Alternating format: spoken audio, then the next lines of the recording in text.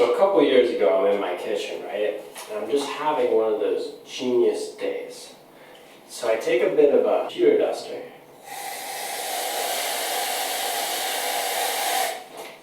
And then I get a bit of hot water.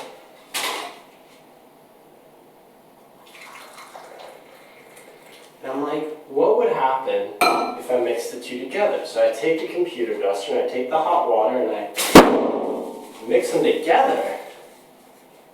And I was surprised.